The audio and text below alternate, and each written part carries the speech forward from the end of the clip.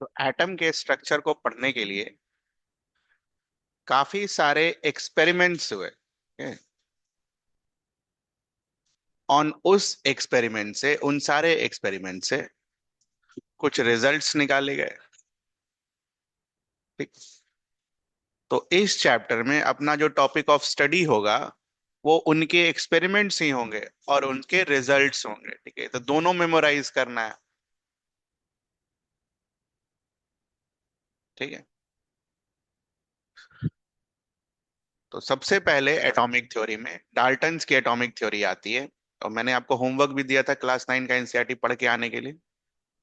तो डाल्टन क्या बोल के गए?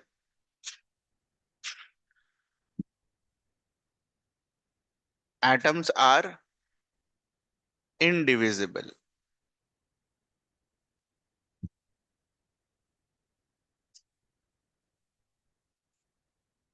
What is the meaning of indivisible? Cannot be broken further. लिख लीजिए नीचे।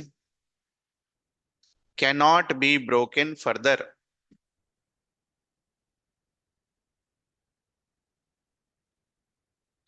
Cannot be broken further.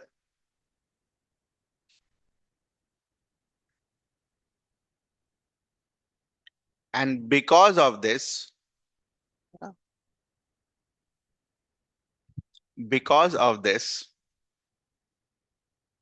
Atoms, किसी चीज को अगर आप आगे नहीं तोड़ सकते हो तो सबसे छोटा पार्टिकल वही होगा। And because of this he termed that atom is smallest particle of an element।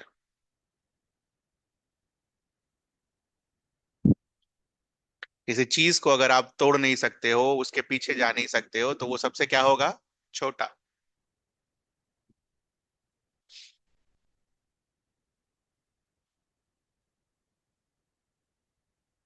Second,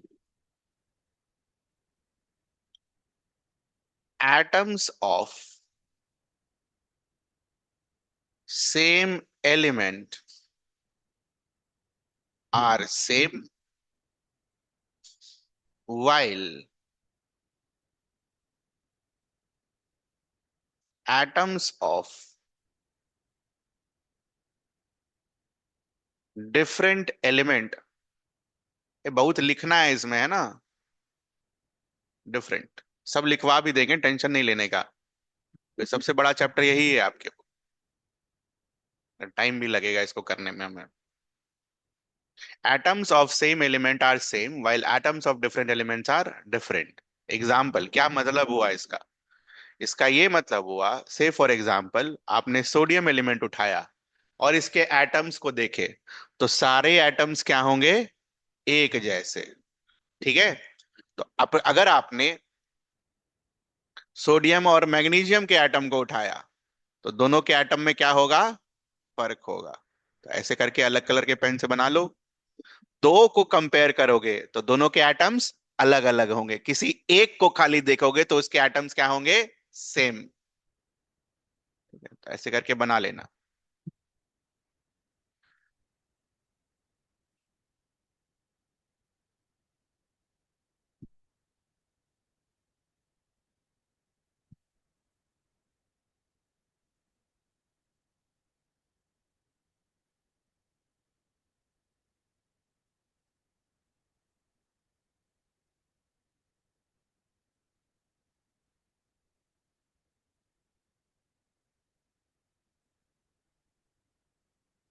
atoms can neither be created nor destroyed।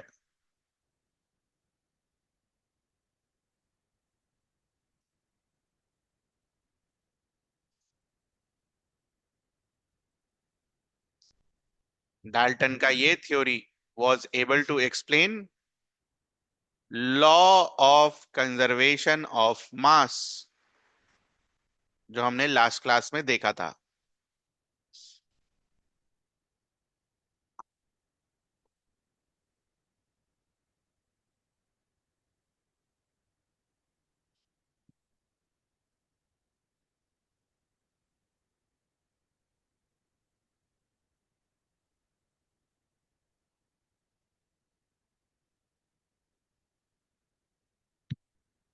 atoms combine in simple ratio to give molecules and compounds.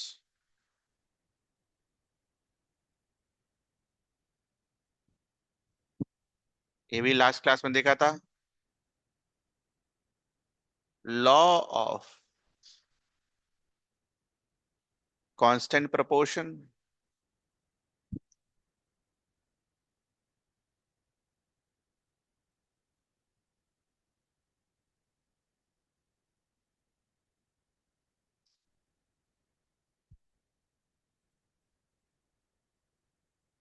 Therefore, on the basis of these four postulates or theory of Dalton, we can say that it was able to explain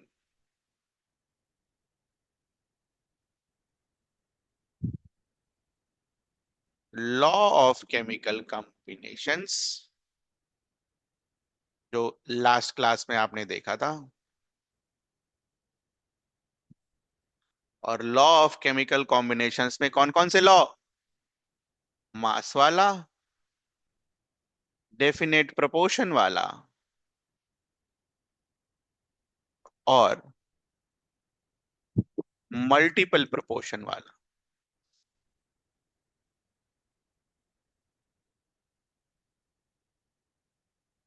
कौन सा law नहीं explain कर पाया? 5 laws पढ़े थे हमने, 3 तो ये रहा, बाकी बचे 2 लॉज. एक था Gay Lussac law of combining volumes और दूसरा क्या? आपका एवोगाड्रोस लॉ. ठीक है. तो very important point for your objective theory, Dalton का थ्योरी इसमें से कौन सा लॉ एक्सप्लेन कर पाता है, कौन सा लॉ एक्सप्लेन नहीं कर पाता है. तो कौन सा लॉ एक्सप्लेन नहीं कर पाया? Law of combining volumes, not explained.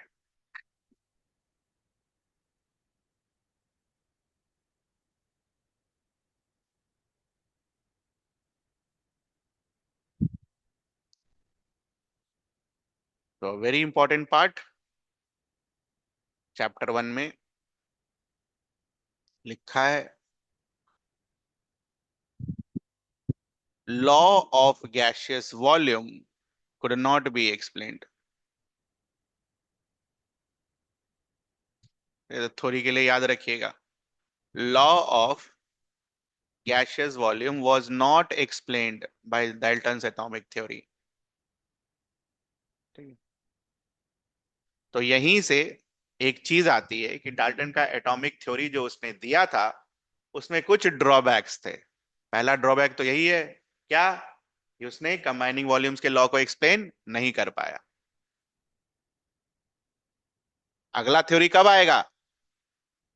जब पहला थ्योरी गलत होगा या उसके कुछ ड्रॉबैक्स होंगे. तो ये बुक में नहीं है. ड्रॉबैक्स ऑफ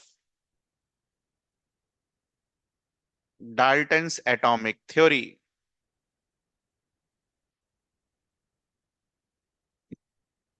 पहला ड्रॉबैक तो यही छाप देना, it could not explain law of combining volumes.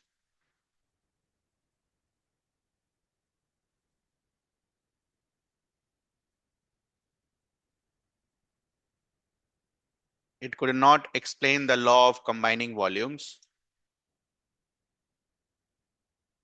ठीक है. दूसरा, we now know that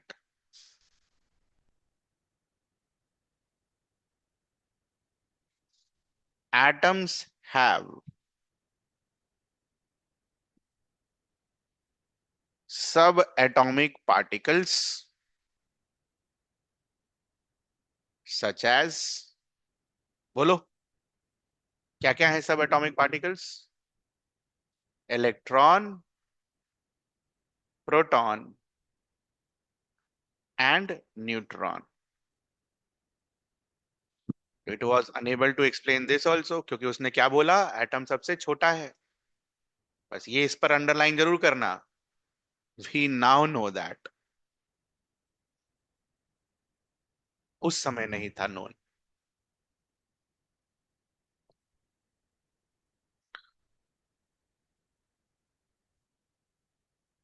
now Dalton's की atomic theory was also not sufficient to explain.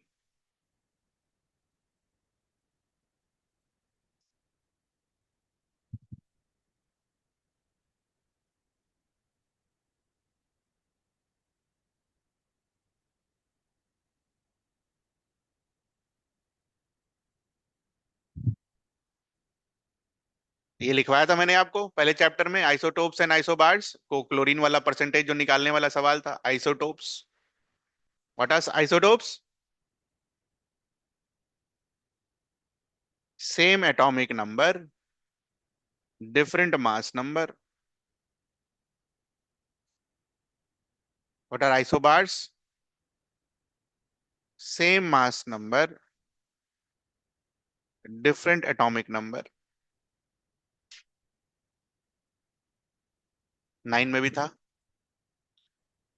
दोबारा भी लिखेंगे, एग्जाम्पल भी करेंगे, बट अभी के लिए लिख लो, unable to explain the existence of isotopes and isobars. Dalton की एटॉमिक थ्योरी आइसोटोप्स और आइसोबार्स के बारे में कोई भी कहानी नहीं बताती है। Fourth, it was unable to explain existence of, ये नया है,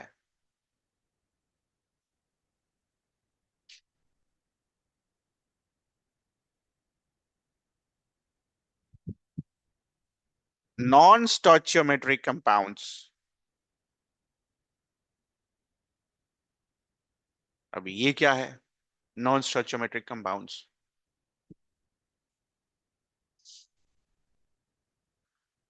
तो हमने आयरन 2 ऑक्साइड्स अगर बनाने दिया जाए तो ये बनाते, FeO आयरन 2 वैलेंसी वाला। But there are some compounds which exist like this। तो एक बात बोलो, क्या यहां पर आयरन के एटम और ऑक्सीजन के एटम, अगर मैं आपको ये लिख के दूं कि ये फैक्ट है, फैक्ट, ऐसे भी कंपाउंड एग्जिस्ट करते हैं, तो इस कंपाउंड में क्या आयरन के एटम और ऑक्सीजन के एटम, लास्ट पोस्टुलेट पढ़ना इसका, सिंपल रेशियो में कंबाइन कर रहा है? नहीं कर रहा ना। 0.98 इज टू क्या है, 1। It is not a simple ratio. तो unable to explain existence of non stoichiometric compound, इधर लिख लो, not combining in simple ratio. Simple ratio में कंबाइन नहीं हो रहा है, तो गलत हो गया ना उसका पोस्टुलेट, थ्योरी गलत हो गया।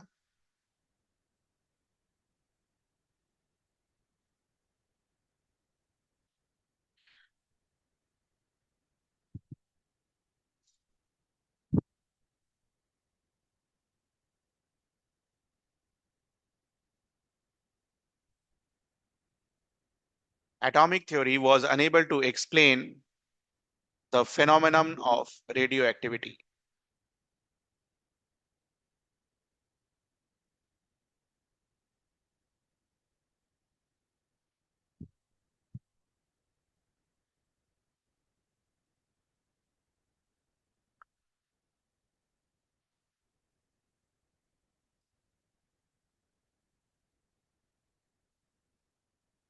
व्हाट इज रेडियो एक्टिविटी, लिखो अब,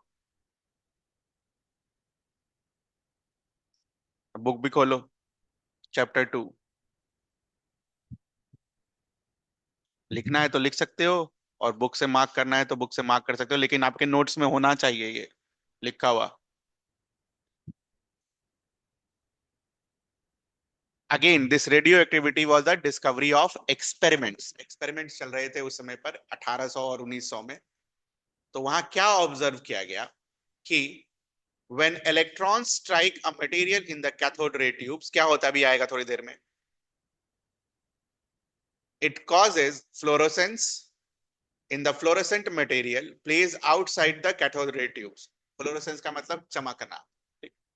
तो इलेक्ट्रॉन को अगर किसी मटेरियल के साथ बॉम्बार्ड करो तो वो चमकने लगता है। ठीक है, चमकता इसलिए है क्योंकि वहां पर कुछ अननोन रेज निकल रहे होते थे, और चूंकि नोन रेज अननोन थे, जो साइंटिस्ट था उसका नाम क्या रख दिया, एक्स रेज।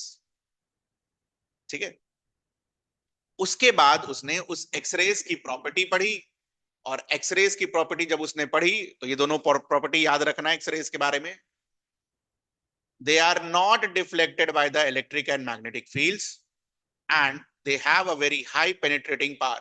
पेनिट्रेटिंग पावर का क्या मतलब हुआ, से फॉर एग्जांपल ये मेरा मटेरियल है, और इसको अगर आप एक्सरे से स्ट्राइक करो तो एक्सरे बहुत अंदर तक चला जाएगा, पेनिट्रेटिंग पावर।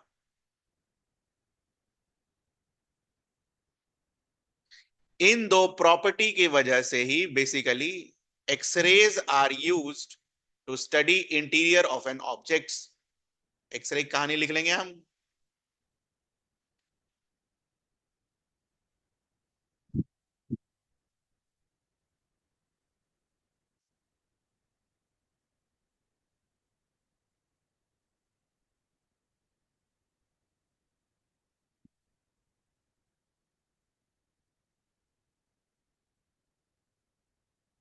हम पेज नंबर पर है,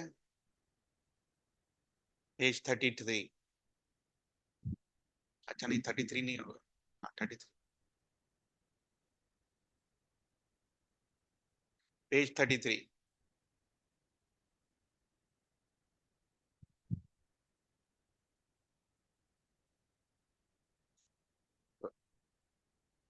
जिन्होंने इनको डिस्कवर किया उनका भी नाम इंपॉर्टेंट है,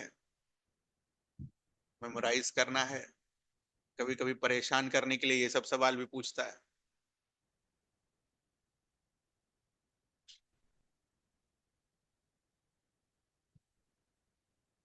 एक्सरेज की जब डिस्कवरी हुई तो साइंटिस्ट लोगों को ये लगा कि जो हमारा मैटर है वो और भी कोई रेज निकलता होगा। जब एक रेज एक्सरे आया तो साइंटिस्ट लोगों के दिमाग में आया कि कुछ और भी रेज निकलते हो। तो फिर से एक्सपेरिमेंट होना शुरू हुआ, और जब फिर से एक्सपेरिमेंट शुरू होना होता है तो वहां क्या ऑब्जर्व किया जाता है, some materials emit rays on their own। X-ray कैसे आया था बेटा, मैटर को आपने क्या चीज से मारा था, इलेक्ट्रॉन के पार्टिकल से मारा था, तब आपसे जो रेज निकला उसको क्या बुलाते हो, एक्सरे। अरे यही जो हम लोग हमारा जो एक्सरे वगैरह होता है वही है, ठीक है, वही एक्सरे है ये। तो अभी तक जो रेज आए, आपने इलेक्ट्रॉन को बॉम्बार्ड किया और रेज बाहर निकले, ठीक है। अब जो हो रहा है एक्सपेरिमेंट्स में, वहां क्या ऑब्जर्व कर रहे हैं कि कुछ मटेरियल ऐसे होते हैं जो अपना खुद से रेज एमिट करते हैं, और जब ये फेनोमेनन होता है तो इसको हम बुलाते हैं रेडियो एक्टिविटी। और यही रेडियो एक्टिविटी का डेफिनेशन भी है। When material emit rays on their own, the phenomenon is called radioactivity, and material is called radioactive material.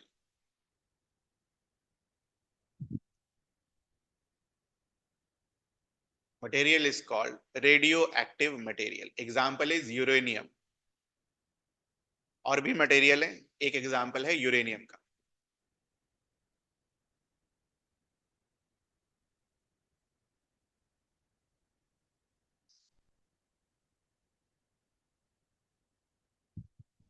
ठीक है ना, जब इनके रेज को पढ़ा गया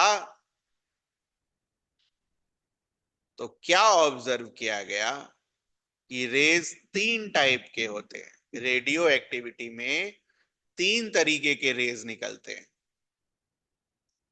एक को बुलाते हैं हम अल्फा रेज, दूसरे को बुलाते हैं बीटा रेज, तीसरे को बुलाते हैं gamma rays. Alpha beta gamma.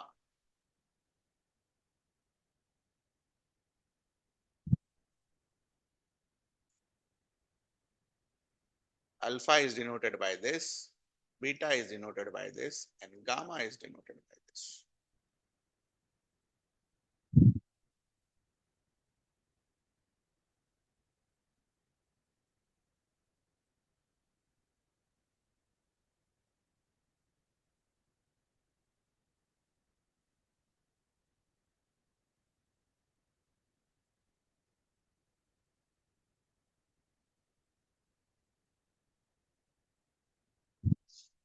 सबकी प्रॉपर्टीज रटनी है, अल्फा बीटा और गामा रेस की प्रॉपर्टी रटनी है ना। सारे एक्सपेरिमेंट्स का रिजल्ट है, तो आपको याद रखना होता है कि इसको अल्फा रेस बुलाते हैं। Alpha particles, what are alpha particles? Helium nuclei, ठीक है, with,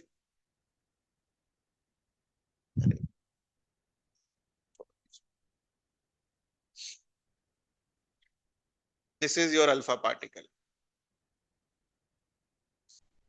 Dabali charge helium nucleus is called alpha particle. लिख लेना ब्रैकेट में।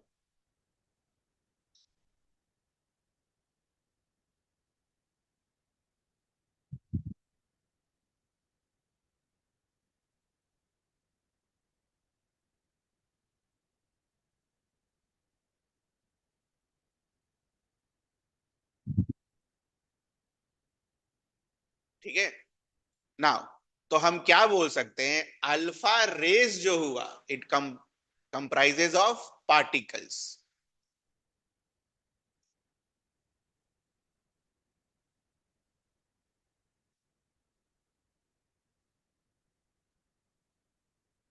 तो इसीलिए अल्फा रेस को कभी कभी हम और क्या बुलाते हैं, अल्फा पार्टिकल। रदरफोर्ड के एक्सपेरिमेंट में ये यूज होगा, वहां मत पूछना अल्फा पार्टिकल क्या है। This alpha particle will be used in Rutherford's experiment, very important.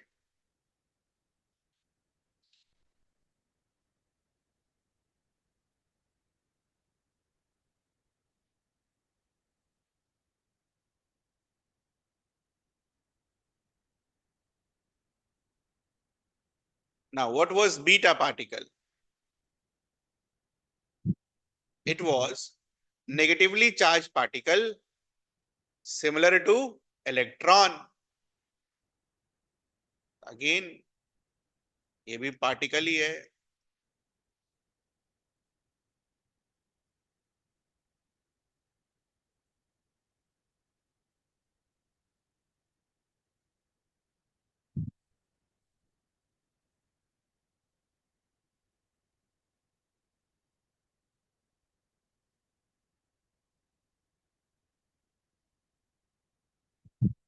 कैसे लिखते हैं? E0 - 1।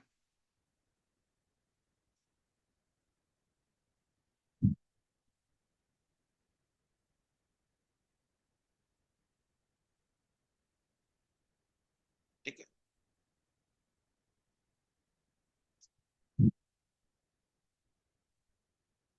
Last gamma rays, high energy radiations, these are not particles.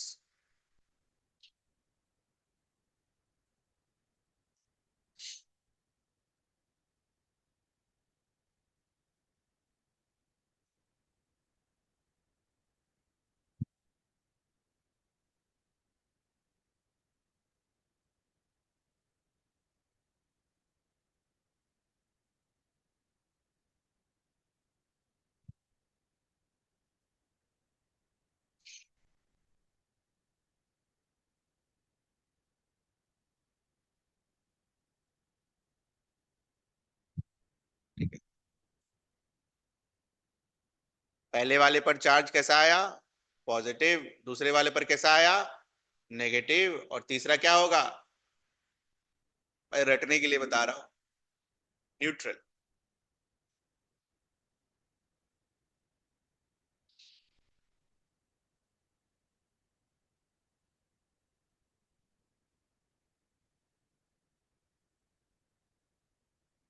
Now when it comes to penetrating power of these rays, highest penetrating power इसका होता है, फिर beta race का, और फिर अल्फा रेस। पेनिट्रेटिंग पावर बताया था ना, पेनिट्रेटिंग पावर क्या हुआ थोड़ी देर पहले। मटेरियल से जाकर टकराएगा तो कितना जाएगा मटेरियल के अंदर, पेनिट्रेटिंग पावर।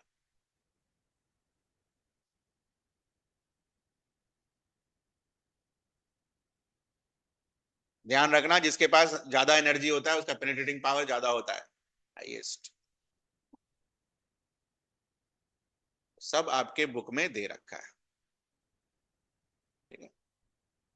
बढ़िया से पढ़ के जाएंगे, नंबर बढ़िया आएगा, ठीक है। बहुत जगह ये सब चीजें स्किप कर दिया जाता है, बट सवाल तो आता है, ठीक। पढ़िए, याद करिए।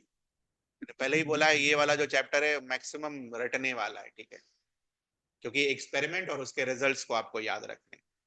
इसमें से कुछ पूछना आपको, ये याद जरूर कर लेना यार, हीलियम अल्फा पार्टिकल He+2 2 4।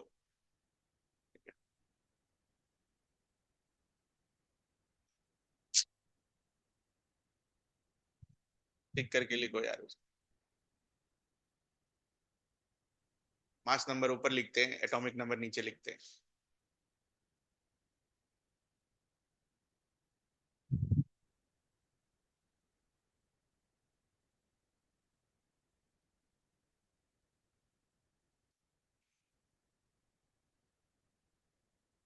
तो हमारा जो इनका ड्रॉबैक्स था, यहाँ पर सारे ड्रॉबैक्स हमारे खत्म होते, ठीक।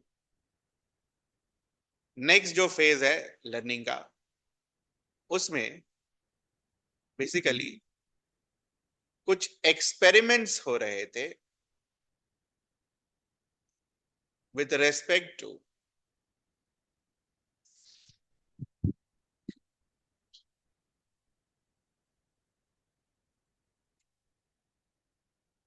Cathode ray discharge tubes.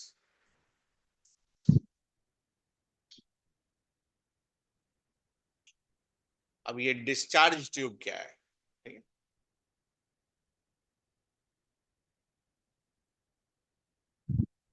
Book में डायग्राम बना हुआ है, रफ डायग्राम हम यहाँ पर बना दे रहे हैं।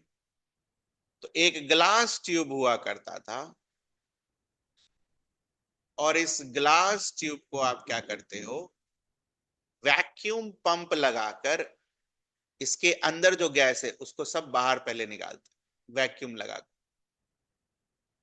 सारा गैस को बाहर निकालिए, ठीक ना।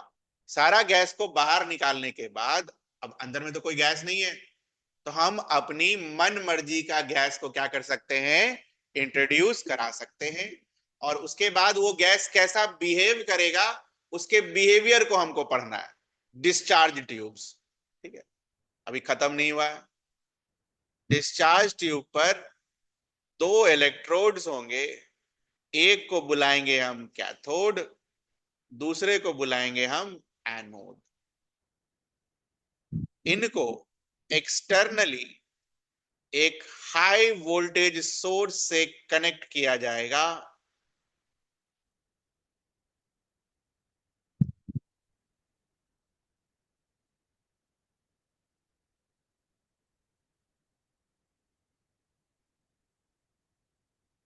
दिमाग में सवाल आना चाहिए, क्यों high voltage source, why not low voltage sources.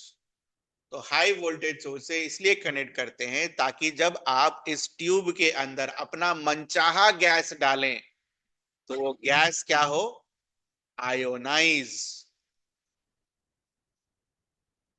तो high voltage source is used so that while reading the experiment with concerned gas, the gas becomes ionized.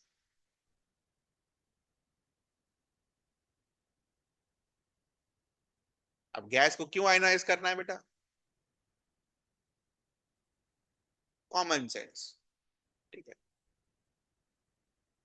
तो ये एनोड को क्या बोलते हैं हम, पॉजिटिव, कैथोड को क्या बोलते हैं, नेगेटिव। अगर मान लो कोई भी गैस के पार्टिकल्स न्यूट्रल होगा तो वो किधर भी मूव करेगा क्या, नहीं मूव करेगा। अगर आयनाइज फॉर्म में होगा तो उसकी मूवमेंट को क्या कर सकते हैं आप, रीड कर सकते हो। तो that's why high voltage source is being applied, so that the gas becomes ionise, और आयोनाइज गैस के मूवमेंट्स को आप क्या कर सको, पढ़ सको। आयोनाइज फॉर्म में जब पार्टिकल्स रहेंगे तो आप उसको पढ़ सको कि वो किधर मूव कर रहा है।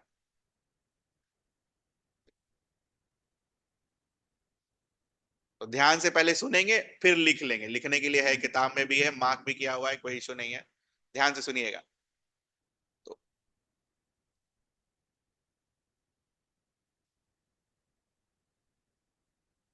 जे थॉमसन ने एक्सपेरिमेंट कंडक्ट किया, और उसने कोई गैस लिया, इस ए गैस मान लेते हैं, ठीक है। और गैस को डालने के बाद इस डिस्चार्ज ट्यूब में what you observe, a series of rays started from cathode and started moving towards anode. ये ऑब्जर्व किया उन्होंने। अगली लाइन क्या लिखी है आपके किताब ने, दीज रेज वेयर इनविजिबल। तो जो चीज इनविजिबल है वो दिखेगा कैसे? उसके लिए क्या किया गया, एनोड को परफोरेटेड बनाया गया। परफोरेटेड मतलब, से for example this is your anode, यहां पर एक होल, यहां पर एक होल, यहां पर एक होल, ठीक।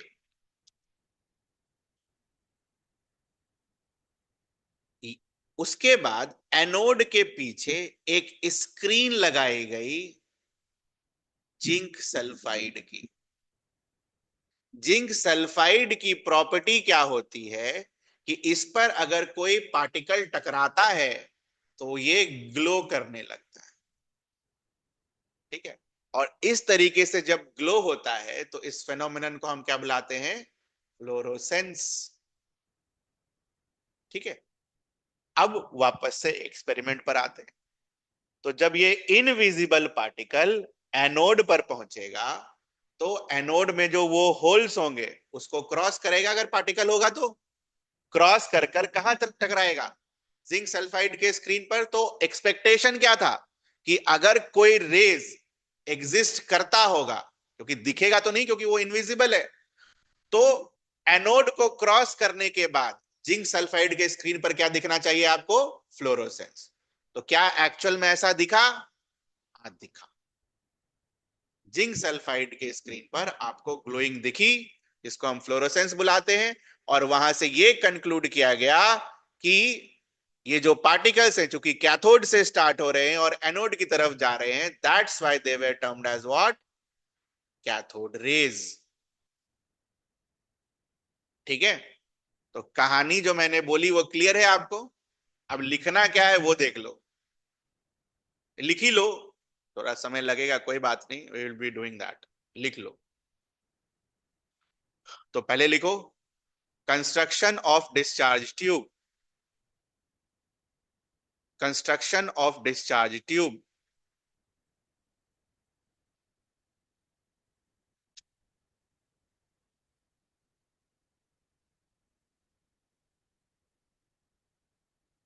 Number one, it is made of glass.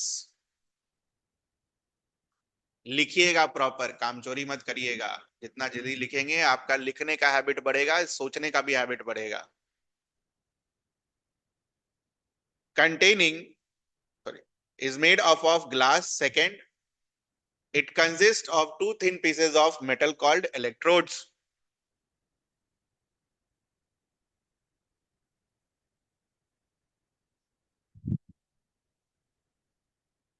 It consists of two thin pieces of metal called electrodes. Third लिखे, जो कि यहां नहीं लिखा हुआ है, the tube is initially evacuated. The tube is initially evacuated.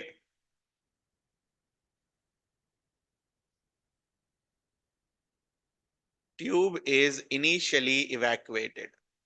ठीक है, इनिशियली इवैक्यूएटेड के फिर ब्रैकेट, इवैक्यूएटेड का मतलब गैस सारा बाहर निकाल लेना, तो इवैक्यूएटेड के ब्रैकेट में लिखो, अगर आपने किसी मटेरियल से गैस को बाहर निकाल दिया है तो गैस के पार्टिकल्स नहीं होंगे। गैस के पार्टिकल्स नहीं होंगे तो जो आपने कंटेनर लिया है उसके कंटेनर के वॉल्स पर कोई पार्टिकल नहीं टकरा रहा होगा। और क्लास 9 के नॉलेज से हमें क्या पता है, प्रेशर फ्लूइड की वजह से क्यों आता है, due to striking of electrons on the walls of the container. ठीक है, याद हो तो, कोई बात नहीं, नहीं याद है तो अगर आपने गैस निकाल लिया तो पार्टिकल्स नहीं होंगे, और पार्टिकल्स नहीं होंगे तो वॉल्स पर कोई टकराने वाली चीज नहीं होगी। That means what, the pressure is very very low. ठीक है, तो इवैक्यूएटेड का ब्रैकेट में मतलब लिखो, very low pressure.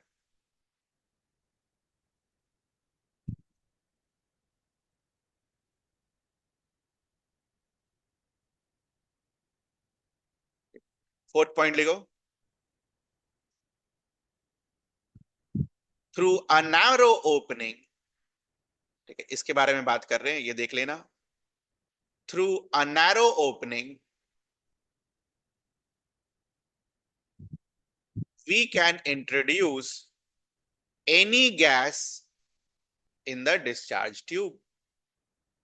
Through narrow opening, we can introduce any gas in discharge tube.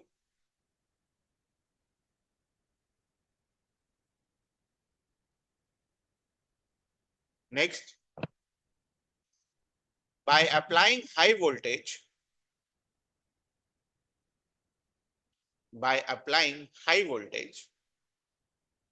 the properties of gas can be studied.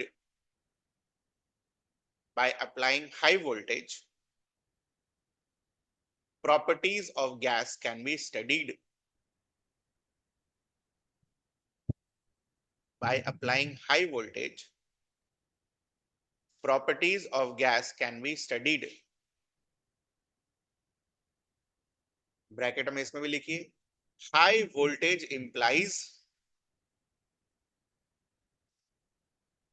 High voltage implies gas will ionize. High voltage implies gas will ionize. ठीक है, diagram बना लीजिए। आप कौन सा diagram बनाएंगे, ये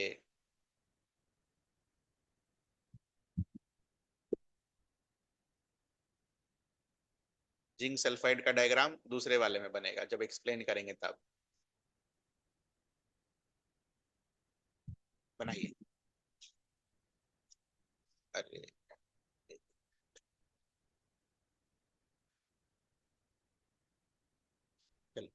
draw this diagram of discharge tube. बना लिए तो कोई बात नहीं, diagram of discharge tube.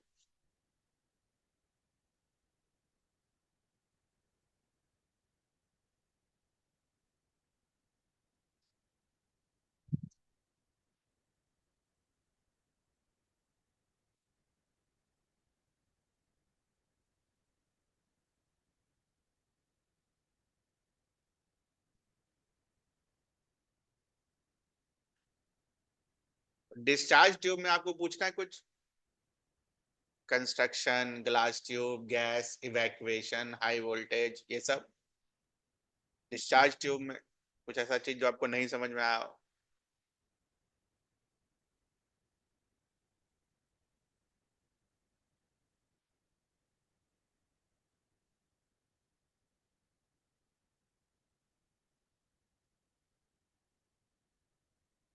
Cathode ray experiment, cathode ray experiment.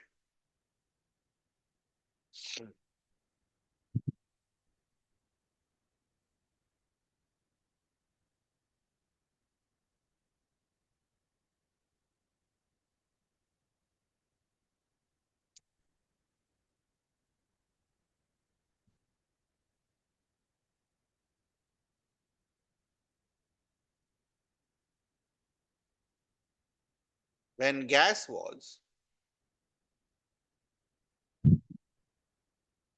introduced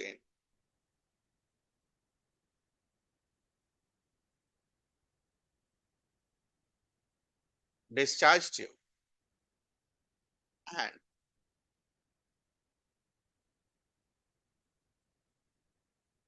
high voltage was applied.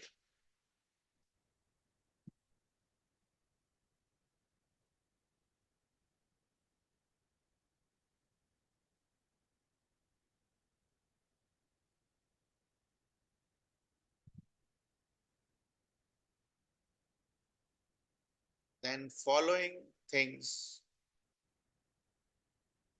were observed.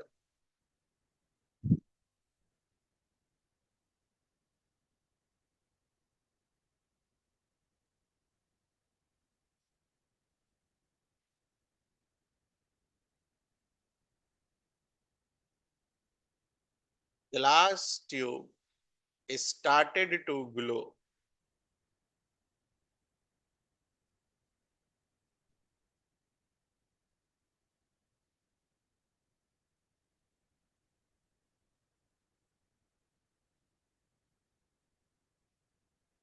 Glow का मतलब क्या है? और बल्ब देखा है आपने? बल्ब पीला वाला नहीं, व्हाइट वाला जो बल्ब होता है, एलईडी बल्ब देखा है? जब स्विच ऑन करते हो तो उससे फ्लेम्स नहीं निकलता है, वो उसके चमकदार होता है ना, तो उसको क्या बुला रहे हो? Glow.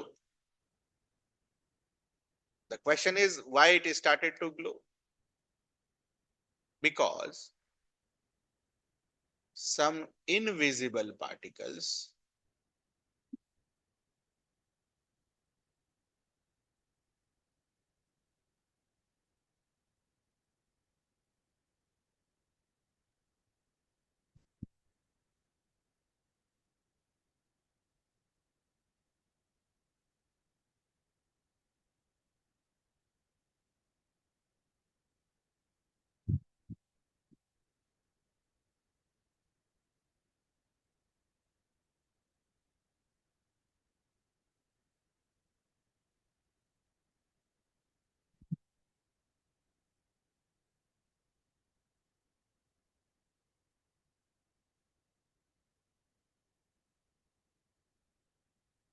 these rays traveled in a straight line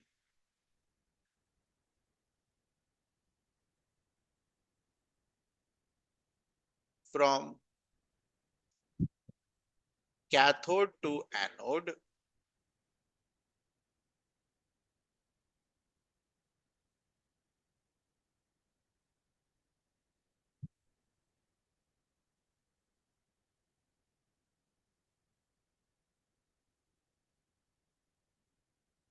This observation was confirmed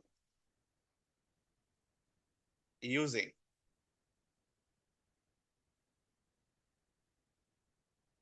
perforated anode and zinc sulfide screen. फिर से डायग्राम बनाइएगा डिस्चार्ज ट्यूब का.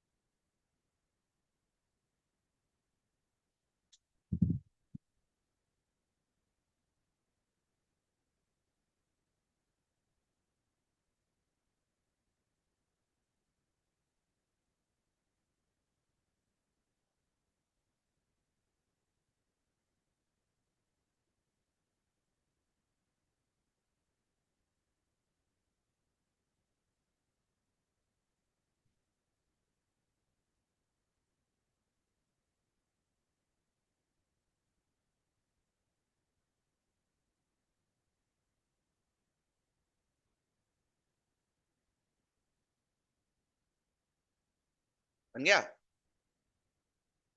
These rays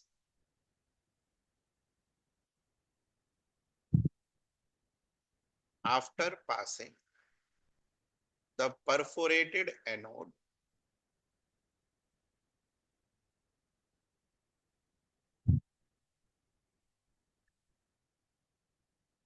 strikes the zinc sulfide screen,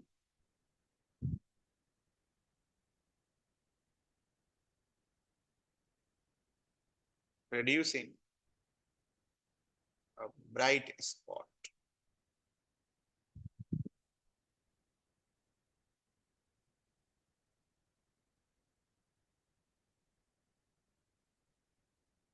और ये तभी हो सकता है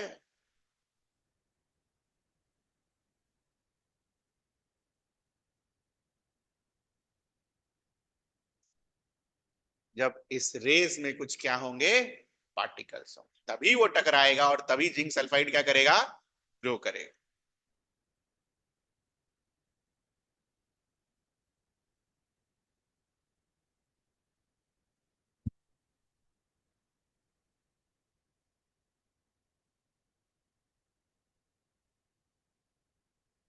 Since the rays started from cathode,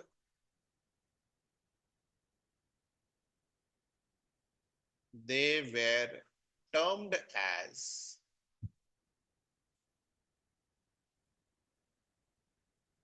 cathode rays.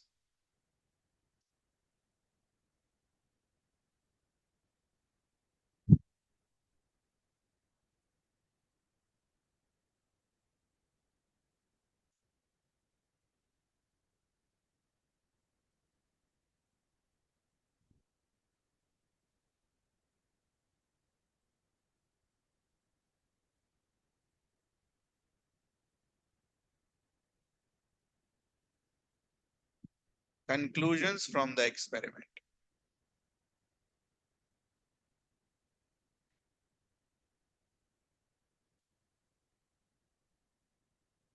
Conclusions from the experiment.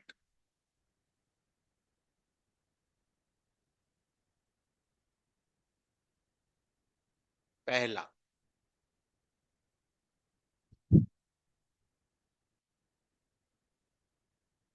these rays were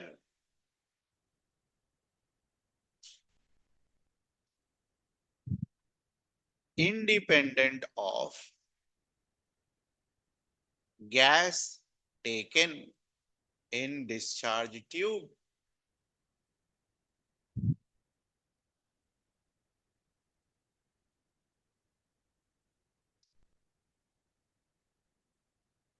क्या मतलब है इसका? ठीक है, तो मैंने क्या बोला, गैस ए को डालिए, ऑब्जर्व कीजिए, उसके बाद गैस ए को बाहर निकाल लीजिए इवैक्यूएटेड चैम्बर से, फिर गैस बी को डालिए, फिर ऑब्जर्व कीजिए। तो जब आपने गैस ए के जगह गैस बी डाला तो भी सेम ही चीज दिखा, गैस बी के जगह गैस सी डाला तो भी क्या हुआ, सेम ही चीज दिखा। ऐसा क्यों हुआ होगा?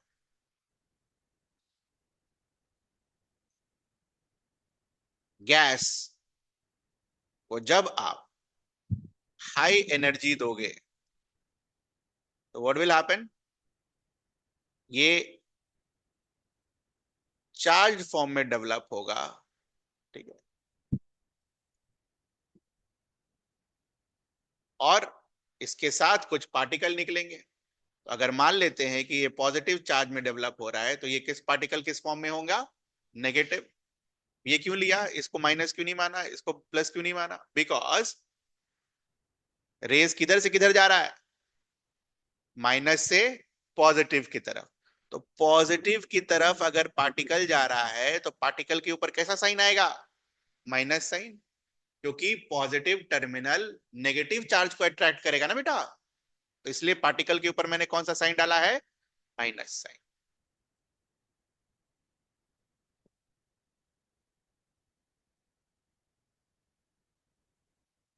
इसका मतलब क्या हुआ, अगर आप दूसरा गैस ले रहे हो और उस पर हाई एनर्जी डाल रहे हो, उसमें भी आपको यही पार्टिकल मिल रहा है।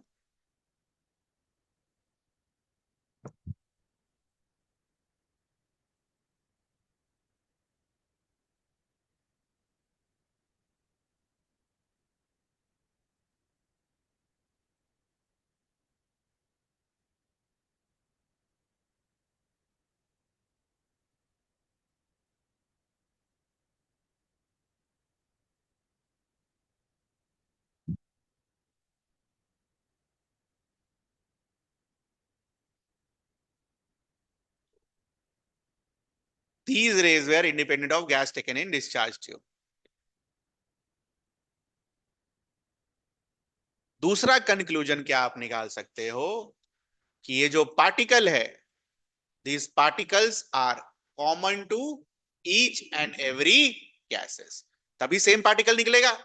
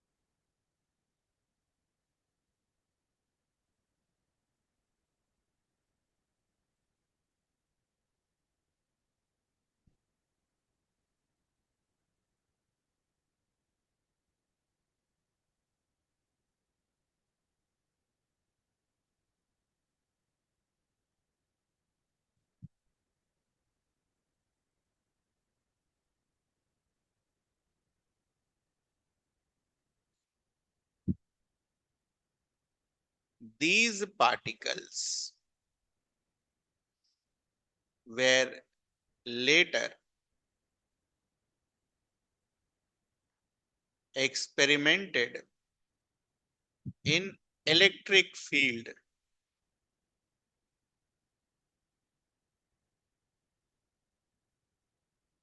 इलेक्ट्रिक फील्ड का भी मतलब लिखो तुम लोग, चार्ज्ड एटमॉस्फेयर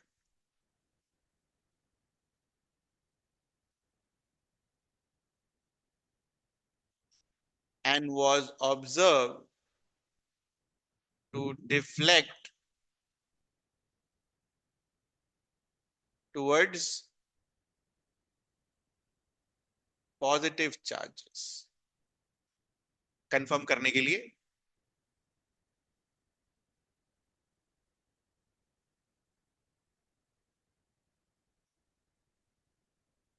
पहला कंफर्मेशन कहां से आया, नेगेटिव, किधर मूव कर रहा था, पॉजिटिव टर्मिनल की तरफ.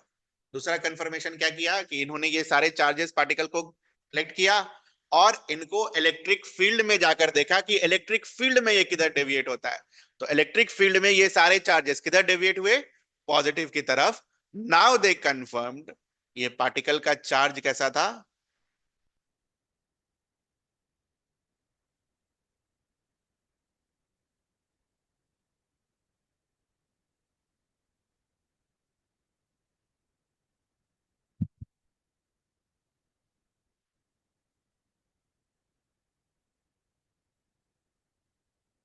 and the name was given electron.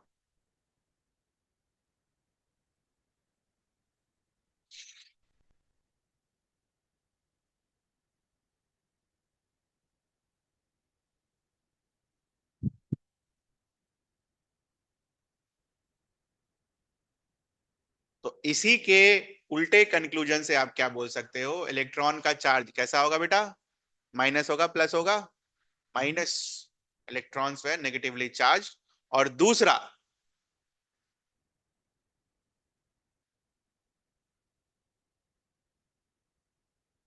अगर सारे गैसेस सेम फंडामेंटल पार्टिकल से बने हुए हैं, वो फंडामेंटल पार्टिकल अपने लिए अब क्या है, क्या नाम है उसका, इलेक्ट्रॉन. तो हम क्या बोल सकते हैं, electron is the basic constituent of each and every. Gases के लिए था. यहां से क्या कंक्लूड करते हैं ये लोग, electron is the constituent of each and every matter. कोई सा भी मैटर उठाओ, उसको आयनाइज करो, आपको क्या दिखेगा, इलेक्ट्रॉन. ठीक है. तो फंडामेंटल पार्टिकल का अब नाम चेंज होकर क्या हो जाएगा, नामकरण कर दिया ना उस पार्टिकल का, electron.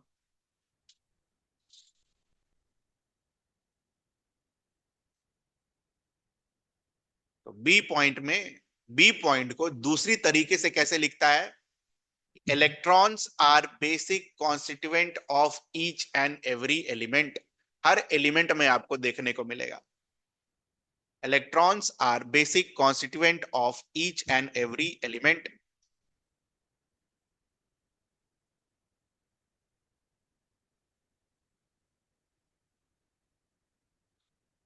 We can conclude that electrons are basic constituent of each and every element. Very important.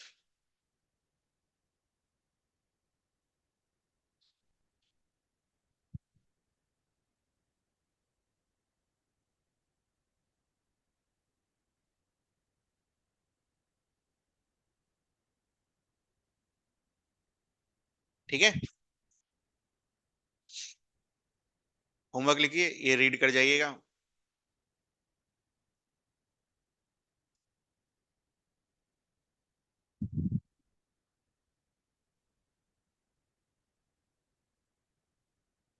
ये भी रीड कर जाइएगा।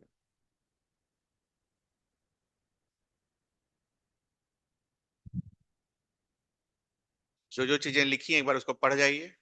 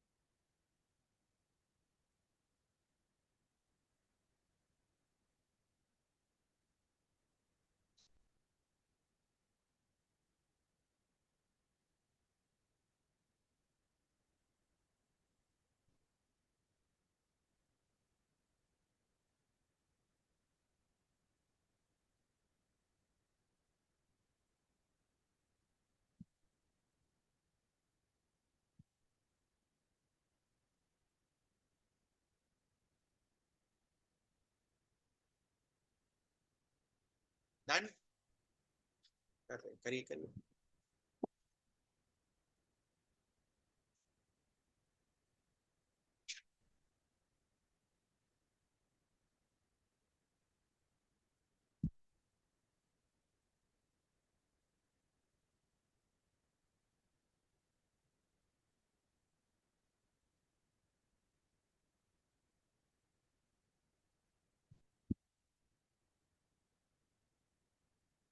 हो गया पूरा experiment.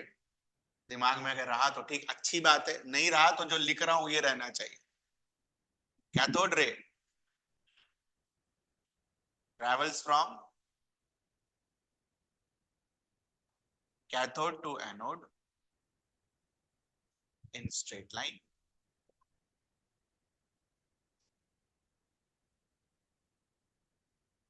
They are negatively charged.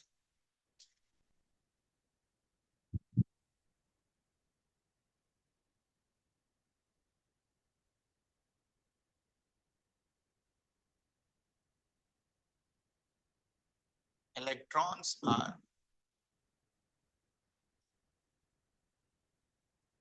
basic constituent of matter.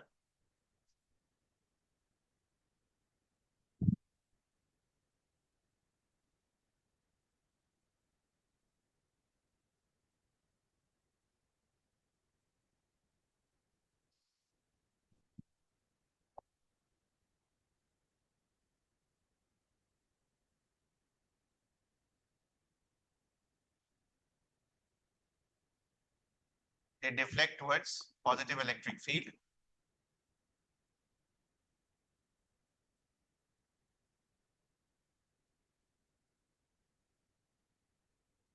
absence of electric or magnetic field,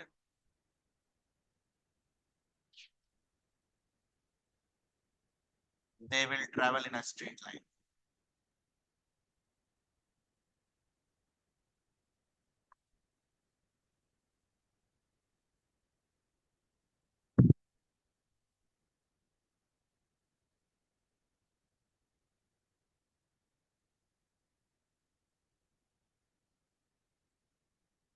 कुछ याद रहे चाहे नहीं रहे, ये याद रहना चाहिए।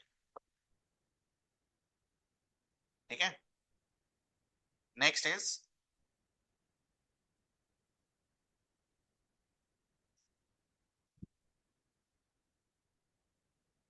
Charge to mass ratio for electron. Charge के लिए जो वर्ड यूज किया गया है यहां पर ई यूज किया गया है, जैसे क्यू यूज करते हैं। मास के लिए जो वर्ड यूज किया गया है एम यूज किया गया है। तो charge to mass ratio basically क्या बोलता है, ई बाय एम।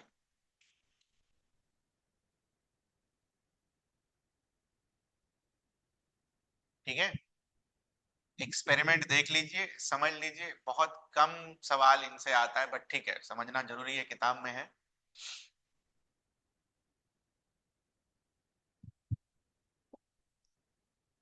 देख लिया आपने सिंबल के साथ चार्ज टू मास रेशियो। देखिए, ये वाला सेटअप अपना डिस्चार्ज ट्यूब जो आपने पढ़ा, ठीक, दिखाया नहीं गया इस तरीके से ट्यूब, बट है ये ट्यूब। ठीक है, ऑलरेडी रेड। एनोड पर एक होल ड्रिल किया गया है। क्यों किया गया है, ऑलरेडी मैंने आपको बताया, ताकि पार्टिकल क्या कर सके, एनोड को क्रॉस कर सके ना।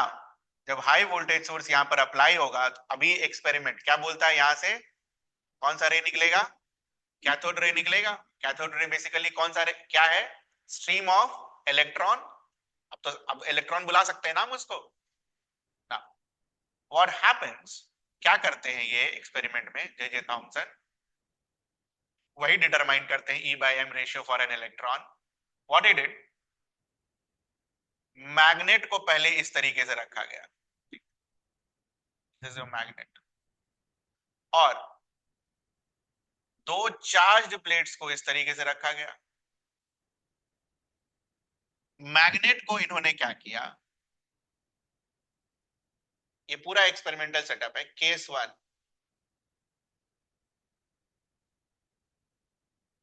When no magnet was there. ठीक है, तो अगर हम थोड़ी देर के लिए मैग्नेट को भूल जाएं, ठीक है, तो मुझे बताओ इलेक्ट्रॉन कहां स्ट्राइक करेगा बेटा, ए बी या सी पर। अभी पढ़ा आपने, मैग्नेट को भूल जाए तो इलेक्ट्रॉन कहां स्ट्राइक करेगा, बी पर, it will travel in a straight line. अरे सिर्फ मैग्नेट ना हटाया, इलेक्ट्रिक फील्ड तो दे ही रखा है, पॉजिटिव प्लेट और नेगेटिव प्लेट। अरे पॉजिटिव, पॉजिटिव और नेगेटिव प्लेट है ना, positive negative plate is acting out what, electric field. चलो कोई बात नहीं, अब बोलो कहां टकराएगा, ए बी या सी पर। बी पे तो कभी नहीं आएगा। बी पे कभी क्यों नहीं आएगा, क्योंकि लास्ट पॉइंट आपने क्या लिखा, in the absence of electric and magnetic field it will travel in a straight line.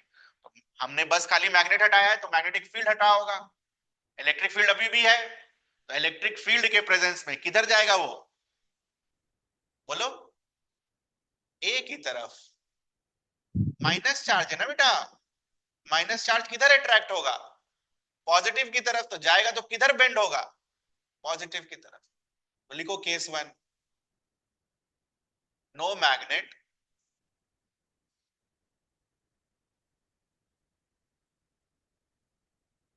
Deflection at A,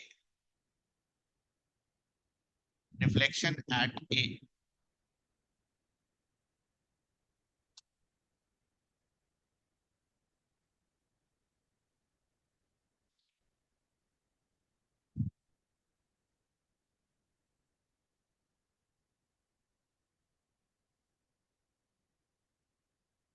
H2।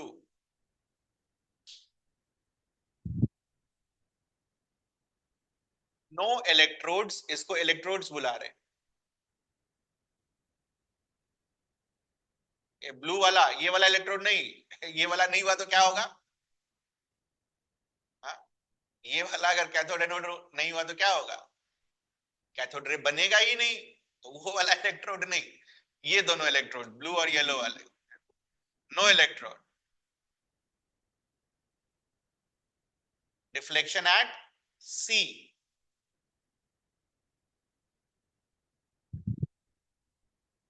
ये भी आप निकाल सकते थे, आपने 10 में पढ़ा, जो बड़ा कष्ट दिया आपको, मैक्सवेल का फ्लेमिंग्स लेफ्ट हैंड, किधर डिफ्लेक्शन होगा? मूविंग चार्ज है, दिख रहा है आपको? मैग्नेटिक फील्ड है, वो भी दिख रहा है। तो मूविंग चार्ज अगर मैग्नेटिक फील्ड में है तो वो क्या होता है? डिफ्लेक्ट होता है। आपने पढ़ा क्लास 10 में ये फ्लेमिंग्स लेफ्ट हैंड रूल।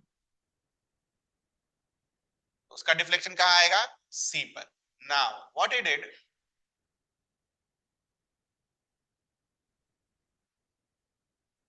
दोनों को लगाया। ये है उसका एक्सपेरिमेंट।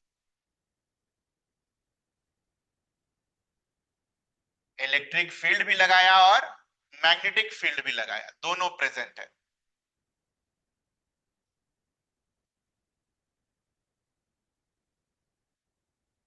तो इस तरीके से एडजस्ट करता है इलेक्ट्रिक फील्ड और मैग्नेटिक फील्ड को, कि इलेक्ट्रॉन ना ही ऊपर जाए, इलेक्ट्रॉन ना ही नीचे जाए, इलेक्ट्रॉन सीधा कहां जाए?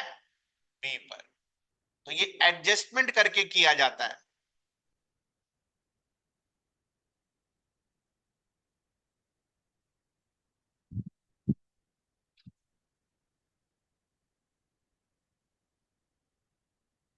कैसे एडजस्ट करोगे मैग्नेटिक फील्ड? मैग्नेटिक फील्ड का स्ट्रेंथ कैसे एडजस्ट करोगे? ज्यादा चाहिए तो बड़ा मैग्नेट, छोटा चाहिए तो छोटा मैग्नेट। इलेक्ट्रिक फील्ड का स्ट्रेंथ कैसे एडजस्ट करोगे? बैटरी को कम चाहिए तो कम बैटरी लगी हुई होगी, ज्यादा चाहिए तो ज्यादा बैटरी लगी होगी। तो बेसिकली एडजस्टमेंट ऑफ इलेक्ट्रिक और मैग्नेटिक फील्ड करके ये लोग इलेक्ट्रॉन का डिफ्लेक्शन क्या कराते हैं, कि इलेक्ट्रॉन कहीं डिफ्लेक्ट ना हो, कहां चला जाए? बी पे चला जाए। What does that mean? Magnetic field तो है, इलेक्ट्रिक फील्ड भी है, बट फिर भी इलेक्ट्रॉन सीधा जा रहा है, तो इसका मतलब क्या हुआ होगा? ये वाला फील्ड और ये वाला फील्ड आपस में क्या होगा? बराबर होगा। दोनों एक दूसरे को क्या करेगा? Cancel out. ये समझ में आता है आपको? फिर से देख लो, हमने क्या लर्न किया था, कि अगर आप इलेक्ट्रिक और मैग्नेटिक फील्ड नहीं लगाओ तो इलेक्ट्रॉन किधर जाएगा? स्ट्रेट लाइन में। यहां लगा हुआ है, फिर भी स्ट्रेट लाइन में जा रहा है, तो इसका मतलब क्या है? इलेक्ट्रिक फील्ड और मैग्नेटिक फील्ड दोनों एक दूसरे को क्या कर रहा होगा? कैंसल आउट कर रहा होगा, तभी इलेक्ट्रॉन सीधे में जाएगा, उसके ऊपर कोई फोर्स नहीं लगेगा। तो जब ये इलेक्ट्रिक फील्ड और मैग्नेटिक फील्ड को एडजस्ट करते हैं, तो हम क्या बोल सकते हैं? ये समझाने वाला पार्ट है, इसको लिखना नहीं है। नेट फोर्स ऑन इलेक्ट्रॉन क्या होगा? जीरो। इसका मतलब इलेक्ट्रिक फील्ड का फोर्स और मैग्नेटिक फील्ड का फोर्स आपस में क्या होगा? बैलेंस्ड। तो इस बैलेंसिंग के इक्वेशन को यूज करके ही find out e by m का रेशियो। काम की चीज यही है। ई बाय एम रेशियो कैसे निकाला? कैसे निकाला? By balancing electric and magnetic field he found out the ratio of e by m. समझ आया ये चीज? बीच में अगर कुछ नहीं आपको समझ में आया तो कोई बात नहीं, लास्ट लाइन समझ में आनी चाहिए कि इलेक्ट्रिक फील्ड और मैग्नेटिक फील्ड को बैलेंस करके उसमें क्या पता लगाया? ई बाय एम का रेशियो। माफ करिए इसको अगर बुक लाए तो।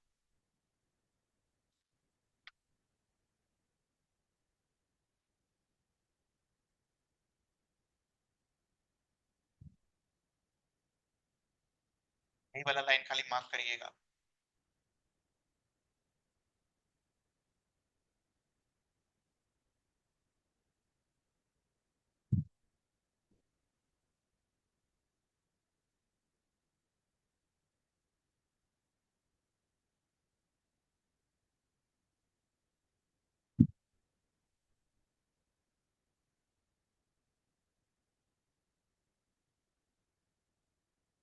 बहुत रेयर जगह ऐसा होता है जहां पर ये सब चीज पढ़ाया जाता है, ठीक है। बट मेरा ऐसा मानना है, चूंकि एनसीईआरटी में है, इम्पोर्टेंट है, बिल्कुल आने के चांसेस हैं, प्लीज पढ़ के जाइए। मैंने भी नहीं पढ़ाया पिछले साल, देखा मैंने, था प्रॉपर, तो प्रॉपर पता होना चाहिए, ठीक है।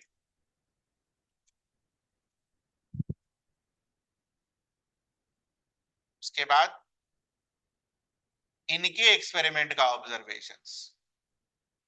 इनका एक्सपेरिमेंट कौन सा है, ये वाला। क्या है ऑब्जर्वेशंस, याद रहने चाहिए। मैग्नीट्यूड ऑफ नेगेटिव चार्ज,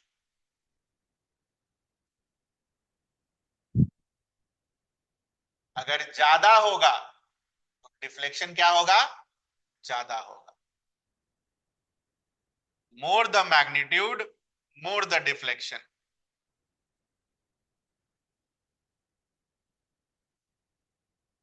ठीक है, सेकेंड लाइन में लिखा हुआ है, greater the magnitude greater is the deflection.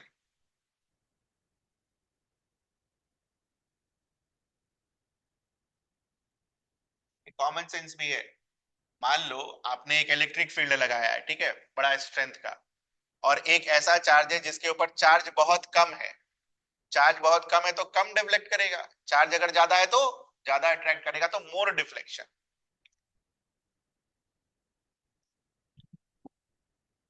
Next, दूसरा observation, lighter the particle greater the deflection.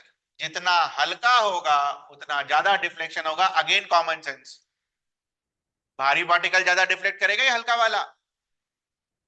हवा, जैसे मान लो आपने से फॉर एग्जांपल फैन ही है, उस पर हवा मारो, तो फैन का ब्लेड अगर बहुत भारी लोहे का हुआ, घूमेगा वो, नहीं घूमेगा।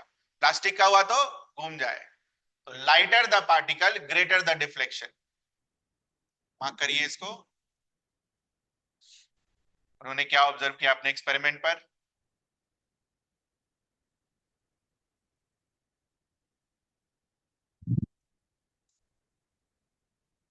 Last, deflection of electron from its original path increases with increase in voltage across the electrodes or increase in strength of magnetic field।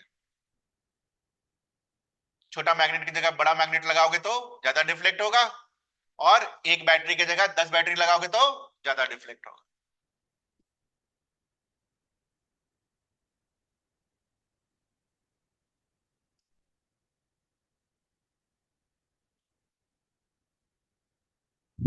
Final result of the experiment रटना है।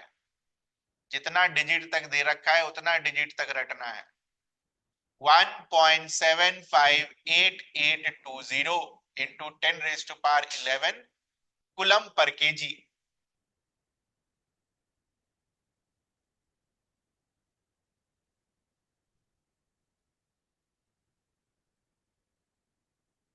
1.758820 into 10 raised to power 11 coulomb per KG.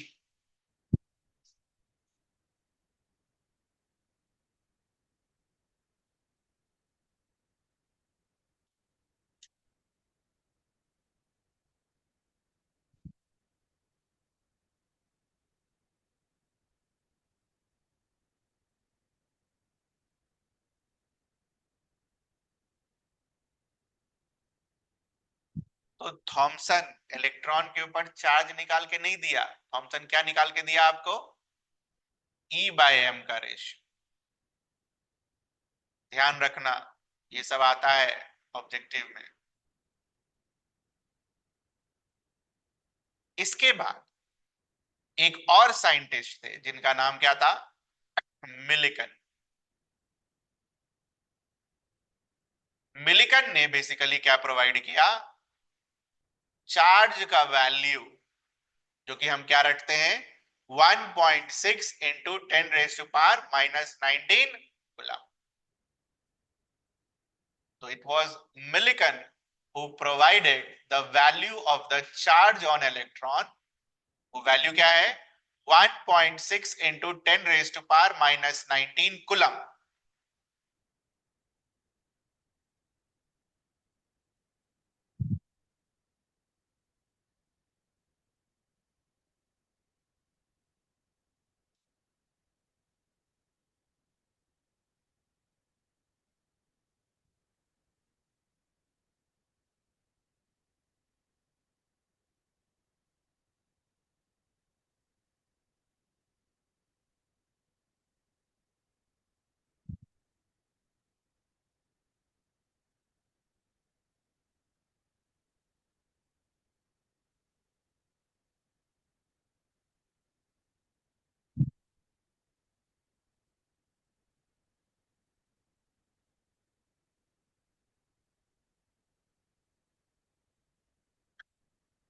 ये magnitude of charge बोलते हो, क्योंकि electron, since electron is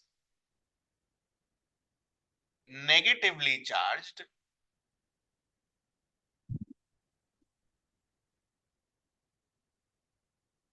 we write charge on electron as -1.6 into 10 raised to power minus 19 coulomb. Objective के लिए एकदम ध्यान रखना इसका। हम इतना यूज टू हो जाते हैं 1.6 into 10 raised to power minus 19 coulomb कि हम चौथा ऑप्शन नहीं पढ़ेंगे, पहला ऑप्शन पढ़ के टिक लगा देंगे। एग्जैक्ट आंसर क्या है इलेक्ट्रॉन के लिए? माइनस। मैग्नीट्यूड अगर पूछा तो बस।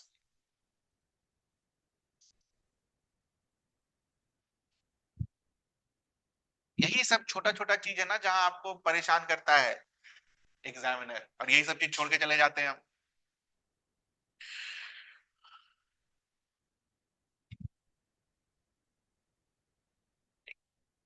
तो अब इनका एक्सपेरिमेंट वो भी है आपके किताब में।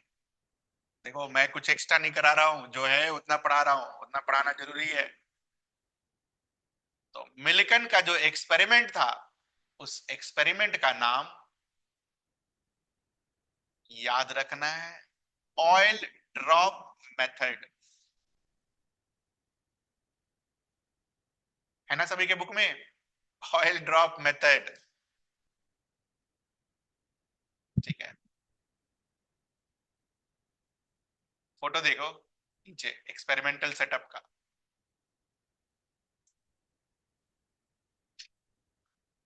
तो इस कंटेनर में ये ऑयल रखते हैं, ये एटमाइजर है। एटमाइजर का मतलब स्प्रे देखा है वो फुसफुस वाला, वैसा वो एटमाइजर। तो जब आप इस एटमाइजर को प्रेस करोगे तो ऑयल जो है सामने की तरफ निकलेगा, किस फॉर्म में?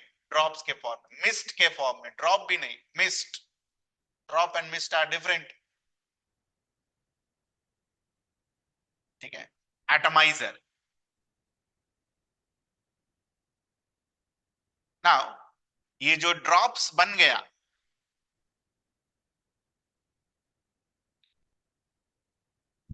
This is anode plate, this is cathode plate, positively charge and negatively charge.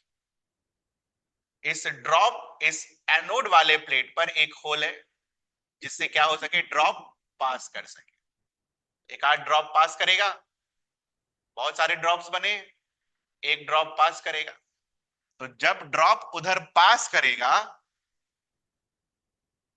तो उसके गिरने का रेट होगा कुछ तेज, फास्ट। तो गिरने के रेट से बेसिकली वो क्या करते हैं? उसका मास कैलकुलेट करते हैं पहले ड्रॉप का। क्वेश्चन लिखो, मिल्कन्स ऑयल ड्रॉप एक्सपेरिमेंट में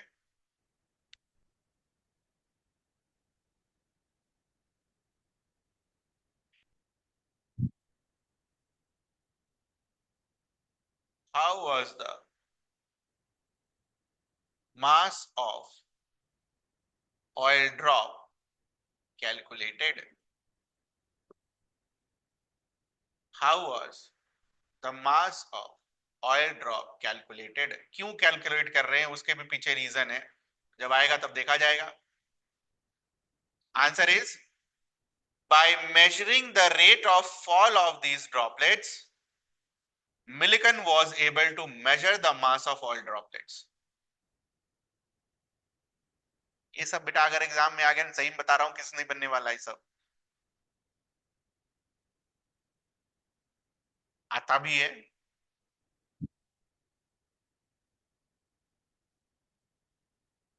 By measuring the rate of fall of this droplet, Millikan was able to measure the mass of oil droplets.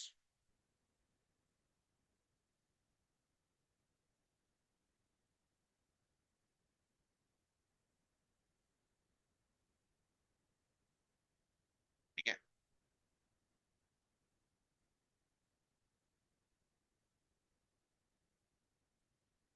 Mark कर लीजिए, बुक लाए हैं तो ऑयल ड्रॉपलेट का क्या पता चल गया आपको? मास ना। एटमाइजर से जब ऑयल ड्रॉपलेट इधर आया होगा तो वो क्या होगा? Neutral. Millikan oil drop experiment से हमें बेसिकली क्या चाहिए? चार्ज निकालना है ना बेटा, चार्ज के लिए हम यूज कर रहे हैं। तो ऑयल ड्रॉपलेट को पहले क्या बनाना होगा? चार्ज करना होगा। तो चार्ज कैसे करते हैं, देखिएगा ध्यान से। यहां पर बीच में अगर कुछ नहीं है तो क्या है? एयर। इस एयर पार्टिकल पर एक्सरे का बॉम्बार्डमेंट होता है, जिसकी वजह से एयर हो जाता है आयोनाइज। अब एयर अगर आयोनाइज हो गया तो एयर में क्या प्रेजेंट होगा? Charge particles. और ये ड्रॉप जब उस चार्ज पार्टिकल से निकलेगा, ठीक है, जब पास कर रहा होगा तो उस चार्ज पार्टिकल से टकराएगा।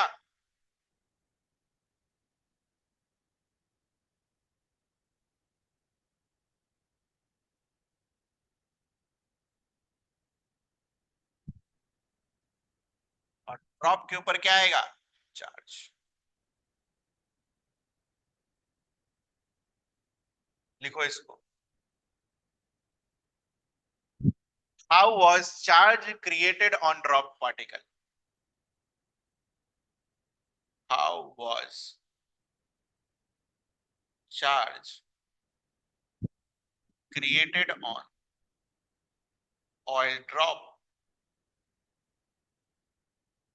बेसिक सा रफ आइडिया खाली रहेगा ना, आंसर आ जाएगा। तो पहले लिखो, x ray was used to ionize the air particle. X-ray was used to ionize the air particle.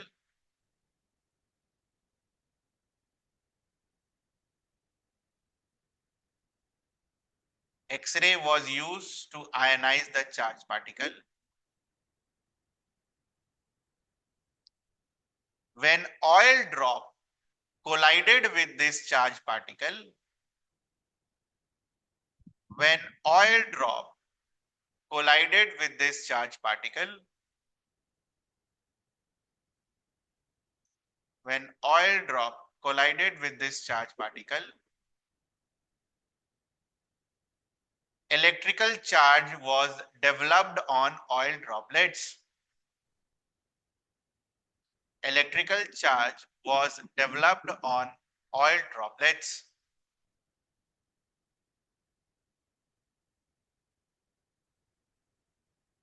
Electrical charge was developed on oil droplets. ठीक, यहां तक क्लियर है? Last, how was this charge measured? How was this charge measured?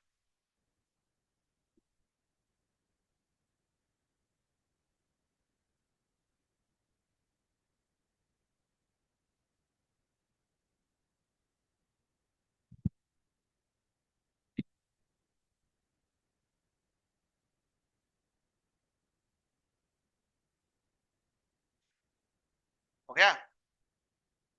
तो अगर आप setup को ध्यान से देखें, ऑयल ड्रॉप किसके बीच में है?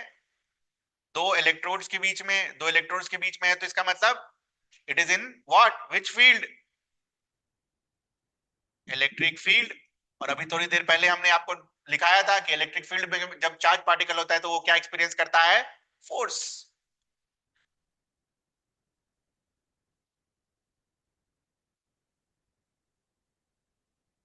इसके ऊपर कैसा फोर्स लग रहा है? Electrostatic force due to electric field.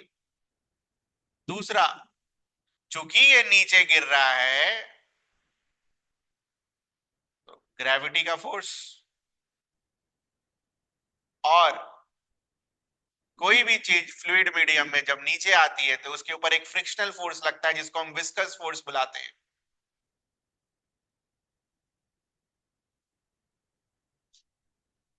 तीन फोर्सेस इस पार्टिकल के ऊपर लग रहा था उस एक्सपेरिमेंट में।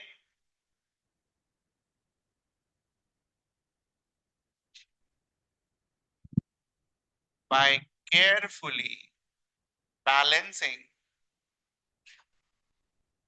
these three forces,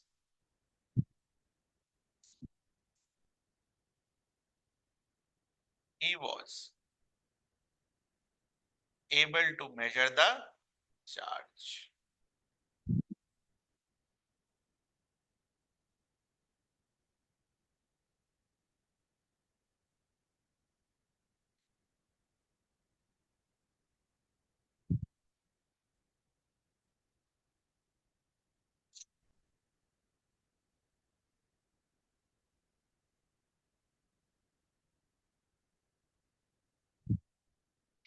ये बच्चा बुक लाए हैं तो बुक खोलिए। मैंने कुछ भी आपको नया नहीं लिखाया है, सब किताब में है। Gravitational, electrostatic and viscous drag. हो सकता है ये क्वेश्चन डायरेक्ट आ जाए ABCD. Which of the following forces were used in Millikan's oil drop apparatus?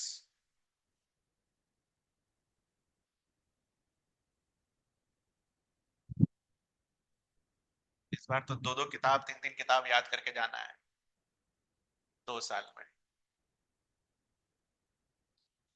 लिख लेंगे हम तो by carefully balancing it. Now the conclusion.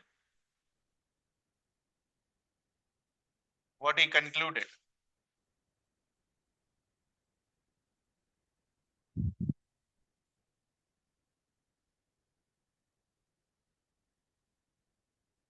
तो बुकी में मार्क कर लो लाइन बाय लाइन, क्योंकि कंक्लूजन इसका अपने वर्ड्स में नहीं लिख सकते।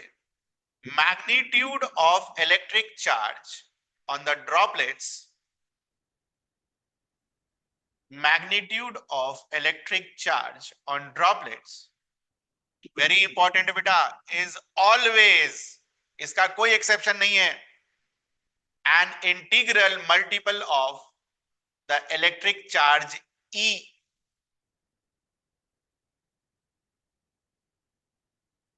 बहुत बार सवाल आया है इसके ऊपर, जेई में तो बहुत बार। क्या सवाल आया है वो अभी करेंगे। Magnitude of electric charge Q on the droplet is always an integral multiple of electric charge E, that is Q is equals to NE। यही आया है, where N is equals to 1 2 3।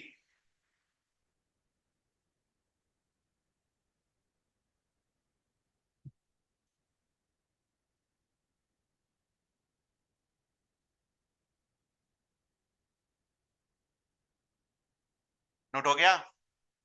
सवाल लिखो।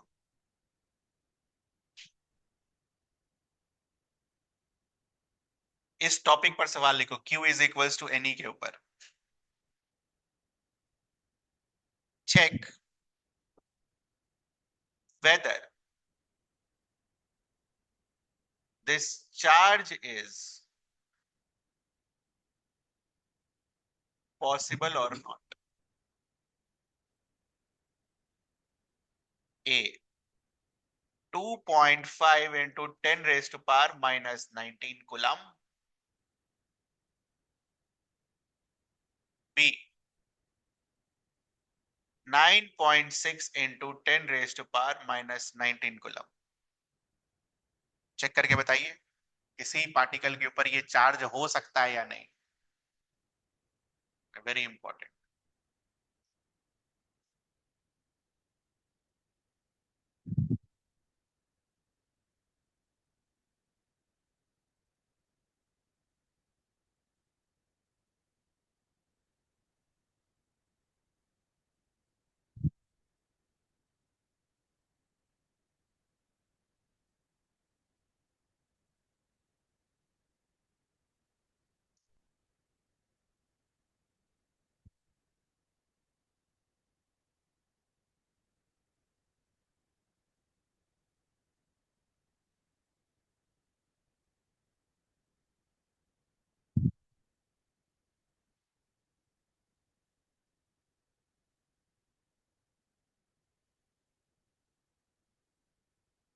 डन। ये अपना गिवन चार्ज है। इधर देखो, Q is equals to NE, which means what, Q by E is equals to N। N का वैल्यू क्या रखा है बेटा, कौन सा नंबर बुलाते हैं इसको, मैथ्स में कौन सा नंबर बुलाते हैं, 1 2 3?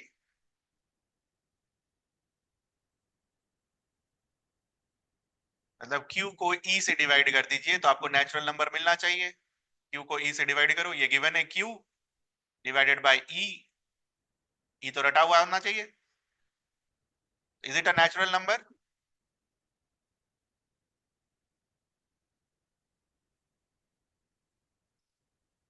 पॉसिबल है। therefore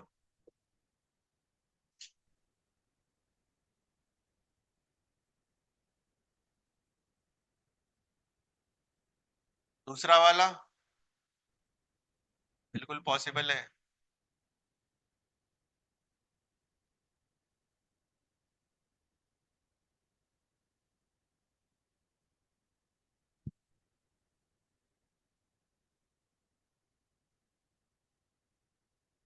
ठीक, कोई दिक्कत किसी को? एक और क्वेश्चन लिखो।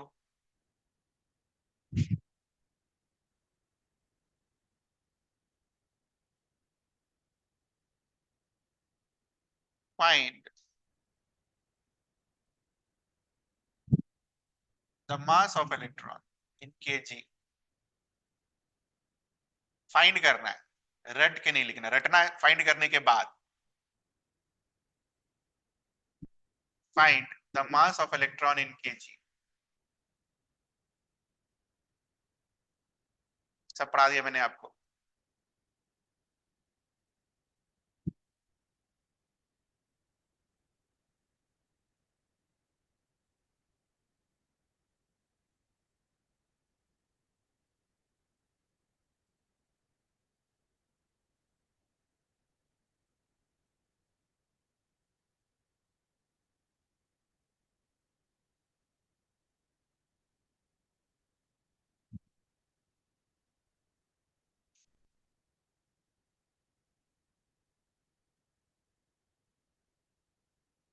डन।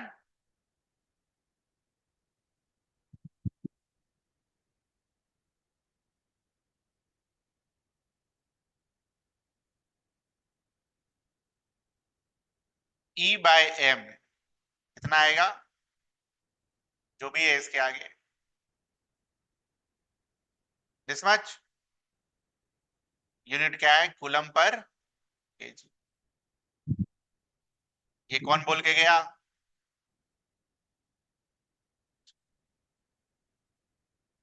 मिलिकन क्या बोल के गया? ई का सबसे छोटा रेशियो कितना है, पुट कर दीजिए तो एम आ जाएगा।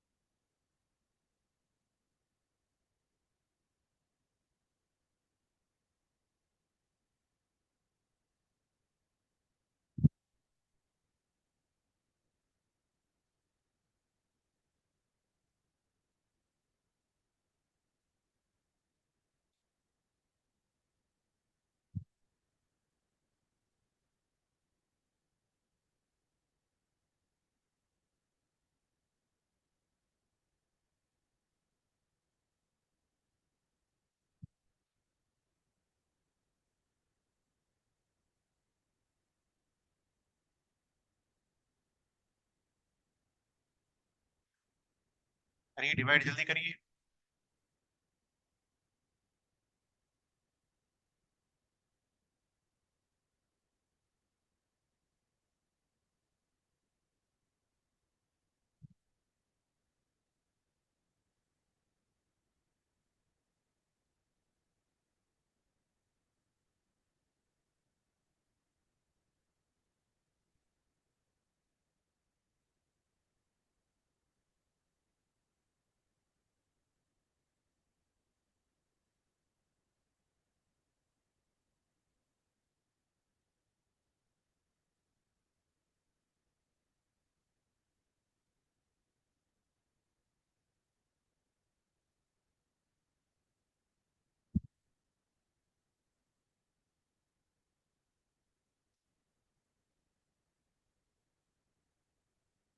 होमवर्क के लिए एक क्वेश्चन लिख, ओके डिवाइड 9.1 इंटू 10⁻⁻31।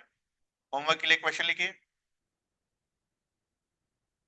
स्टोइचियोमेट्री की क्लास में मैंने आपको